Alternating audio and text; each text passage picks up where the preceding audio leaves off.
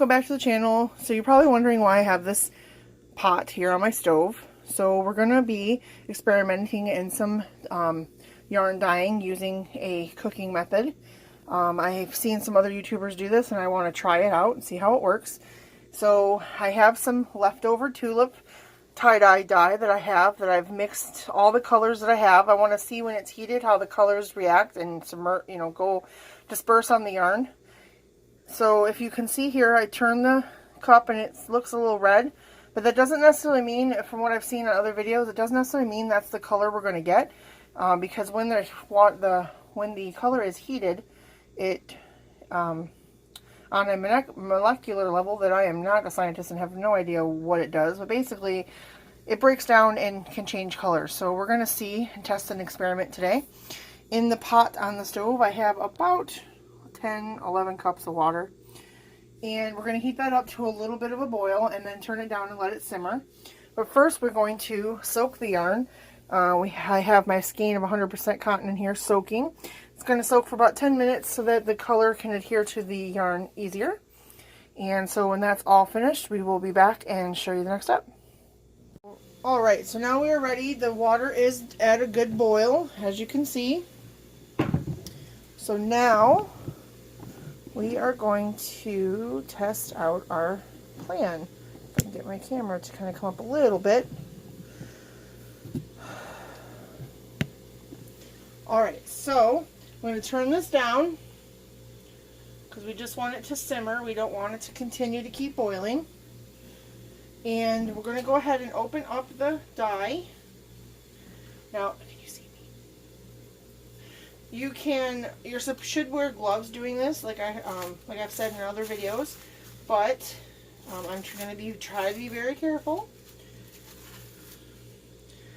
So what we're going to do is get this to come down so it's not on a roiling boil. We want this just to simmer.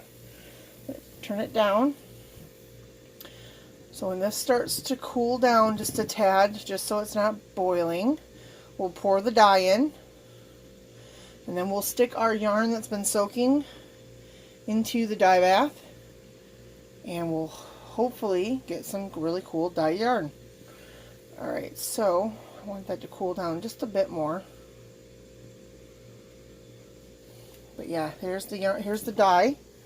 Like I said, it looks like it's a red purplish color, but when the dye boils with the yarn in the water, it changes on a level that's like under a microscope or something. Like I said, I'm not a scientist, so I don't know. Alright, it's time to pour it in. So the colors can change. So we're going to pour the dye in, and like I've said in other videos, ooh, look at that. You should always use a pot or utensils and things that are dedicated just to dyeing. You don't use with food. This pan I'm no longer going to use for food, so that works. So let me get the yarn. Stir it up here. Just kind of so it mixes.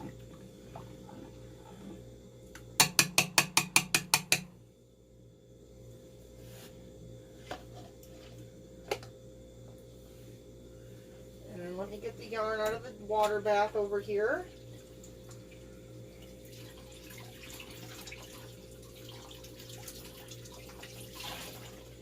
And then it will probably cook, well, not really cook, it'll sit in the dye bath for, we'll see 20 minutes and see if the water is clear, because what's supposed to happen is the water should adhere to the yarn, and then, so here's the yarn, 100% cotton, and then the water should turn clear or almost clear, because it all should evaporate to the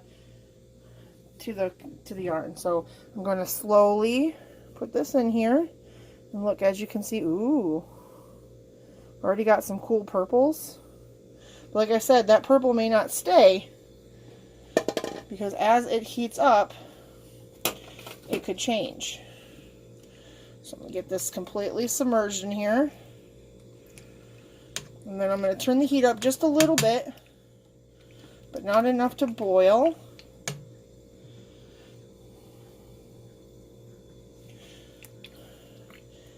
And so we're going to let this sit and steep Like I said, I'll check it in 20 minutes and we'll come back and see what kind of progress we have. So I'll be right back in 20 minutes. Alright, so after 20 minutes, this is what we got so far. And let me get my tongs here. So it's kind of this purple color, plum purple color. And as you can see, it's a little bit, it's not boiling, but it's got some bubbles in there.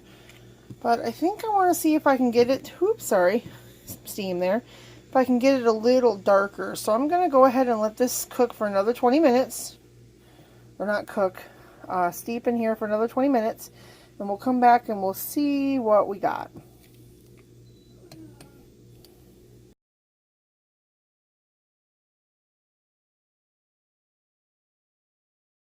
Okay, so these extra 20 minutes is off. So this has been sitting here for 40 minutes in the steep.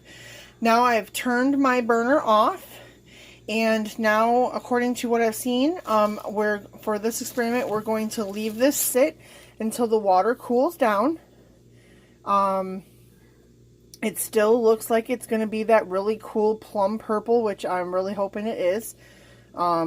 It doesn't seem like the colors broke down very much, but that's really cool. Like I said, it was just the mixture of colors that I had left over from doing a few other dyeing projects.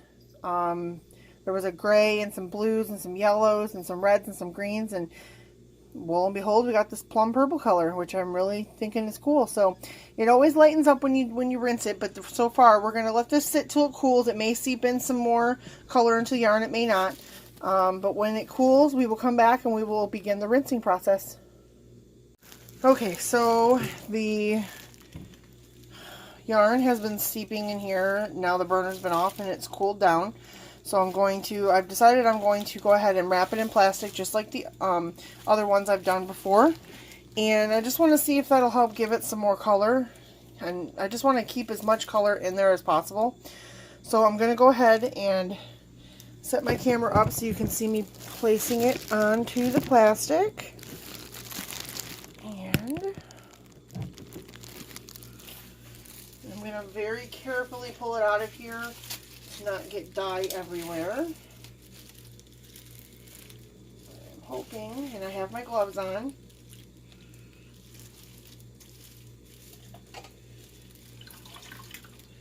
I'm going to try to wring it out as I go so that it's not, we're not getting dye everywhere, but it's a really pretty purple color. I hope when we rinse it out it keeps some of this purple color. But just like I was saying, and I'll show you in a second, because I heated the dye instead of just putting it in there, you have what's called it separates and breaks apart in the, like I said, the microscopic level, or whatever you want to call it. And so I'm going to try to see if I can show you here. See how it's darker here and lighter here? That's from the colors breaking up. So this is probably more of the blues, and this is probably more of the other colors just breaking up. That's really kind of cool. Alright, so just like before, on other dyeing things, we're going to wrap this up in plastic. Although I don't need to separate it from itself because I'm okay with it steeping next to each other. I'm going to fold this up like a burrito on itself. I just want to see if I let this sit in the plastic to keep moist, how much of that color will stay. So, alrighty, take my gloves off here. Alright, so we're going to let this sit, and when it's ready to unwrap, we will come back and I'll show you, and we'll start rinsing it and see how much color we kept. And just to show you here, this is actually lighter than when we first started. This is actually pretty, I mean, it still has a lot of color, but once I've dumped it in the water, I can't really save it, so I'm going to have to dump that out. But we're going to go ahead and leave this to sit, and then we'll be back when it's time to unwrap it.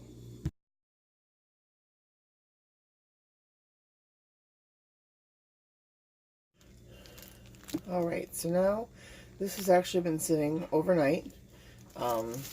Just I wanted it to be shorter, but you know, I fell asleep, and so now here we are. It's going to be overnight, and we're going to unwrap the purple one, this purple yarn burrito, and see what we got for color.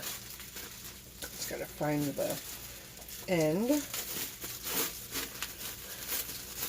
and I'm going to be wearing my gloves because I don't want to get any color on my hands.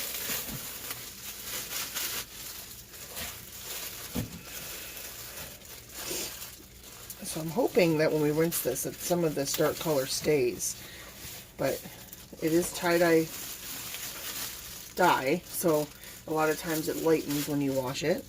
But look at all the color and how it was darker and lighter, and all we did was put it in that same color, but it's because we heated it that it started to separate a little. So I just think that's really cool. Alright, so we're going to go ahead and wash this and see if we get any color bleeding, which I am sure we will, because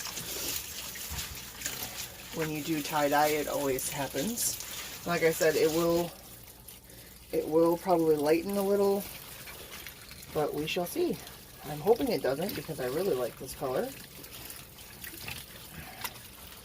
I'm just kind of massaging it through the water and dumping as I go, because you don't want to soak back in all of that color, because the point of this is to rinse it until the water is basically clear. Fix my glove there.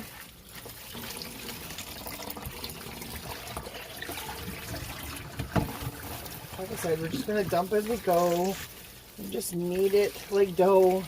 Of course, I didn't mean to rhyme. But it looks like the color is staying for the most part.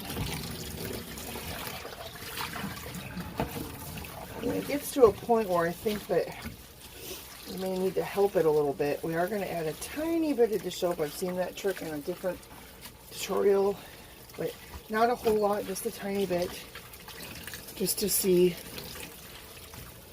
you know, if we can help any more color come out. Usually, this is usually good. I'm actually going to pick it up like this and kind of twist it a little, just help it. It is cotton, so it's kind of like a dishcloth. You can kind of twist it and manipulate it a little bit. Unlike some of those other yarns where they'll felt because they're wool. This is cotton, so it's kind of can take some abuse, which is why I like working with it.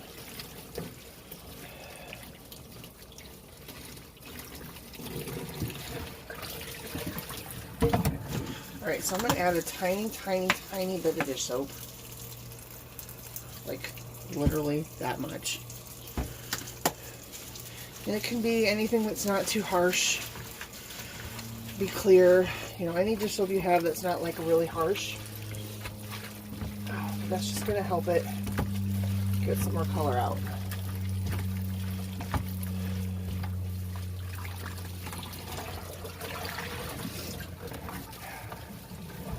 It's probably going to take quite a bit of rinsing because, like I said, just like in tie-dye, you usually, you wash the shirts when you tie-dye and stuff, and it usually runs through the wash machine. But you can see here that it's getting fairly clear, or starting to clear up. So if you've ever dyed your hair before, it's the same process as that. You're just going to keep manipulating the yarn just like your hair, making sure that the water's running clear. You can see now it's even getting more clear. Alright, so I'm going to keep washing this, and then we will come back and I will put this up to dry, and we will see what the final result is.